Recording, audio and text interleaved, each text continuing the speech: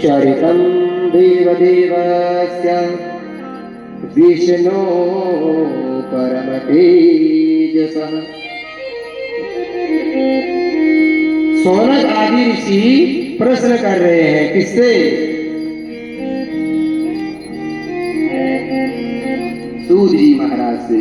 क्या प्रश्न किया कि महाराज, हमने ये भी सुना है कि माता लक्ष्मी ने नारायण को श्राप दिया अपने पति को कि जाओ तुम्हारा सर कट जाए, और भगवान कहते हैं बहुत सुंदर प्रश्न किया। आओ अब मैं तुम्हें इतिहास की कथा सुनाता हूं।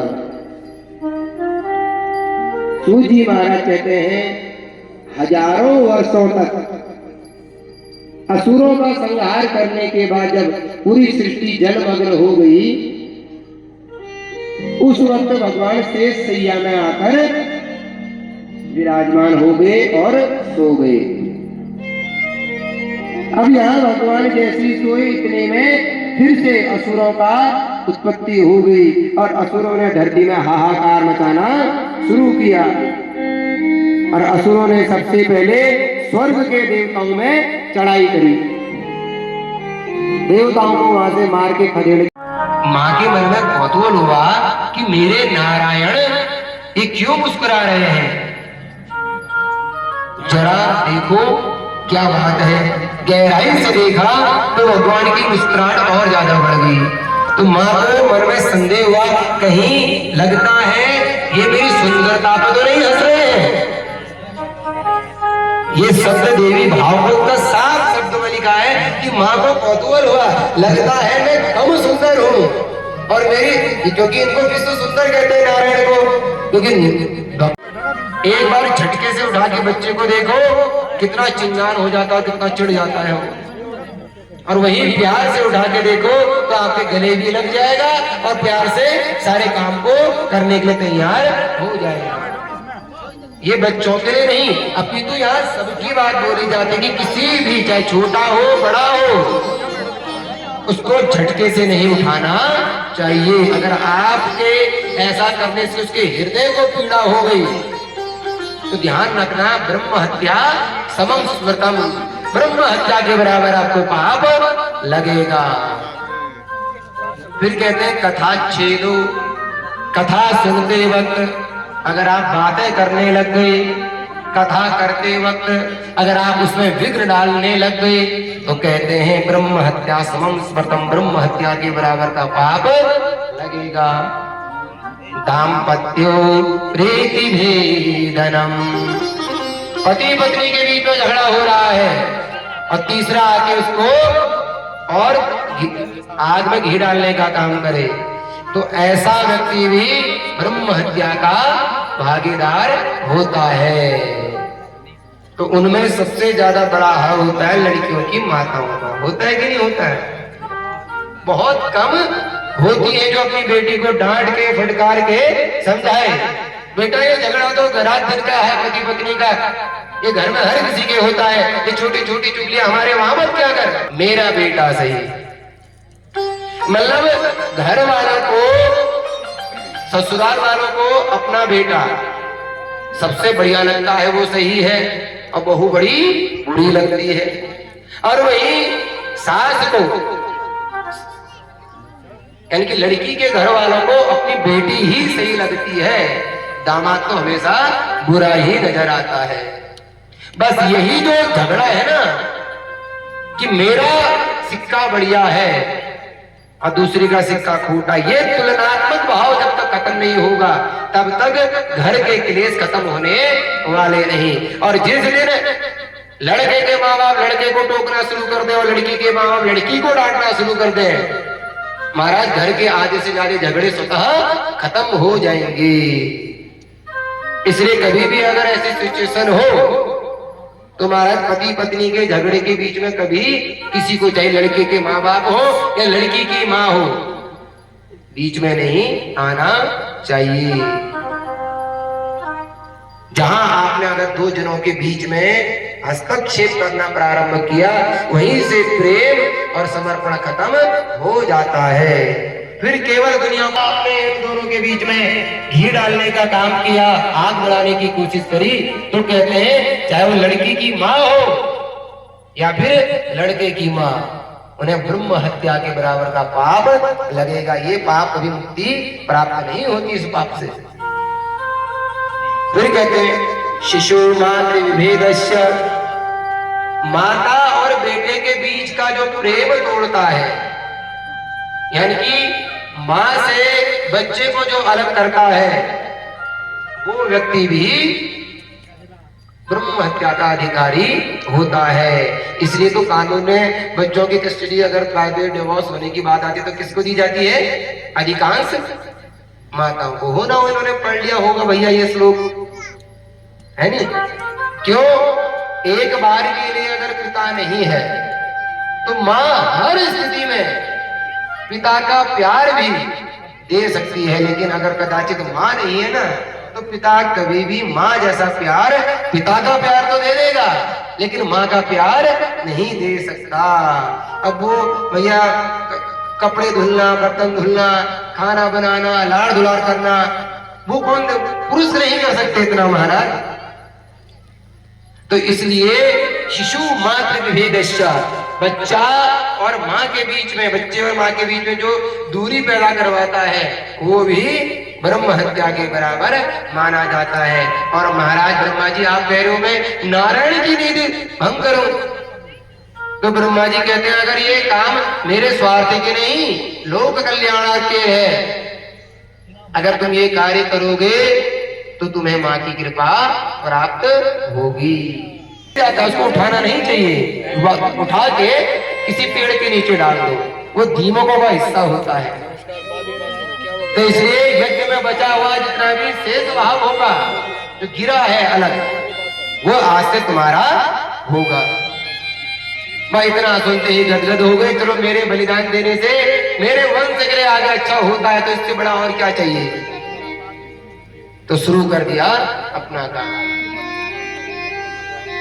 अब यहाँ दीमकों ने लकड़ी को खाना शुरू किया, काटते काटते काटते लकड़ी इतनी कमजोर हुई, भगवान नारायण का सर जो उस प्रत्यंचा में चढ़ा हुआ था झटके से खींचा तो भगवान का सर कट के अलग हो गया। बोलो भक्त वत्सल भगवान की।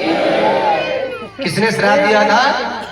माता लक्ष्मी ने, जाओ तुम्हारा सर कट जाए। भगवान ने कहा तो था तू जैसा कह रही हो देवी वैसा ही हो जाए। अगर आप ध्यान से कथा को सुनोगे ना तो ये कथा एक दूसरे से जुड़ती नजर आएगी आपको। अब ब्रह्मा आदि ऋषि कहने लगे महाराज यहाँ हम नारायण को जगाने गए थे, जगाने की बात तो रही दूर, भगवान का सर ही धड़ से अलग हो गया। अब क्या होगा? असुरों का हाहाकार तो था, भगवान का सर कटते धरती में प्रलय आना शुरू हो गया। अब क्या किया जाए? किसी को जब कुछ नहीं सूझा तो ऐसी विकट स्थिति में सभी देवताओं ने, सभी ऋषियों ने, ब्रह्मा आदियों ने मिलकर माँ भगवती परम्बा की बड़ी सुंदर स्तुति करनी प्रारंभ करी। हे माँ, हे माँ, अब आओ हमें इस संकट से तारो, ये हमसे क्या अनर्थ हो गया। हम जा रहे थे जगाने और अनर्थ इतना भयानक हो गया, अब हमारा क्या होगा। हे माँ त्राहि माम, त्राहि माम। माँ को गुहार लगाई, स्तुति करने लगे। नमो देवी महामाये विश्वोत्पत्ति करे शिवे निर्गुणे सर्वभूतेषु माता शंकर कामदे। हे शंकर प्रिय, हे शिवे, हे शिवानी, आइए अब हमारे संकट को। बड़े सुंदर लंबी चौड़ी स्तुति गा रहे हैं सभी देवता मिलकर। तो आइए आप और हम भी मिलकर माँ की स्तुति गाएं और भगवान नारायण को स्वस्थ करने की प्रार्थना करें। भोले भगवती मैया की। गम के बादल घिरे आधियां यूं चली, आज मैया हमें आसरा दीजिए। आज मैया हमें आसरा दीजिए। गम के बादल घिरे आधियां यूं चली, गम के बादल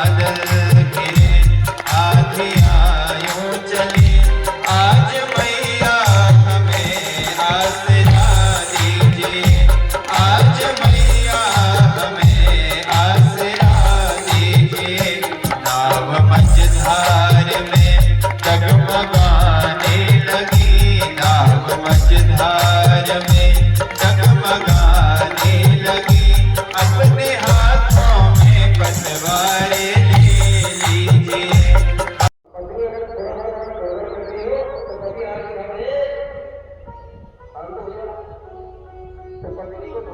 नाचने की आवश्यकता नहीं पड़ती। बोल भगवती मैया की जय हो। पूरे भाव से माता रानी के चरण पर चलते हैं। भगवती भवानी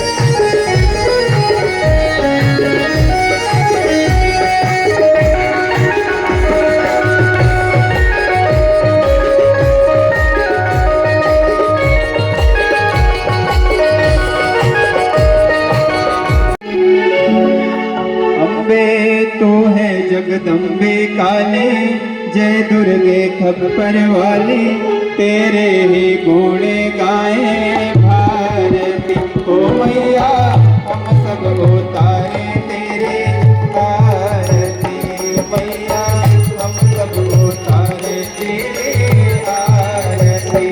अम्बे तो है जगदम्बे काली, जय दुर्गे खप्पर वाली, घोड़े गाए भारती। ओ मैया हम सब उतारे तेरी आरती।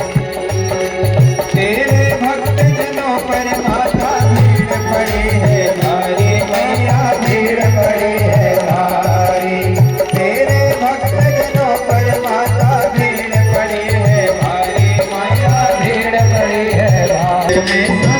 आरती ओ मैया हम सब उतारे तेरी आरती। अम्बे तो है जगदम्बे काली, जय दुर्गे खप्पर। कामान काम कामाय मह्यम कामेश्वरो श्रृणो ददातु। ओम एकदन्ताय विद्महे वक्रतुंडाय धीमहि तन्नो। तो दोस्तों आज के लिए भागवत पुराण का समापन और उसके बाद जो है प्रसाद दूसरे भी भोग वितरण वाले हैं, वो कम कम भोजन डालें, उसमें कम कम भोग डालें, पूछ करके डालें, और जो लेने वाले हैं वो भी बताएं।